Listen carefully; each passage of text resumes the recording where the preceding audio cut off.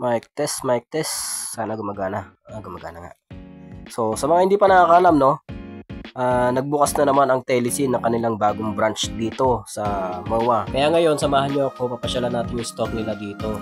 Pag galing ka sa parking, 4th floor at saka 5th floor, baba ka lang dito 2nd floor, tapos may kita mo yung malaking stuffed toys ng SM. Diretso ka lang kasi sa totoo lang, pangatlong building pa yon. So, didiretsuhin mo lang yan hanggang doon yan, tatagos ka dito sa pangalawang building. Tapos dire-diretso ka lang din dyan. Tapos pa may makikita mo dito yung malaking time zone na yan. Time zone yan, no? Yan, time zone yan. So, alam nyo na, pag time zone, may mga andyan na din yung mga electronics nila, yan, mga gadget, mga cellphone, yan. Tapos kaliwa lang kayo dito.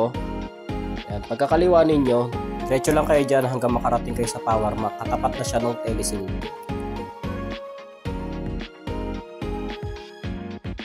Ang maganda sa Telesin, one-stop shop na siya ng mga accessories ng camera, lalo na sa sports camera. Kaya kung mahilig ka sa adventure at gumagamit ka na ng sports camera like GoPro, DJI, Osmo, pwede mo na mabili lahat yan dito. Dahil halos lahat na nga ng accessories na kaya kailanganin mo para sa action camera, dito mo na makikita yan sa Telesin.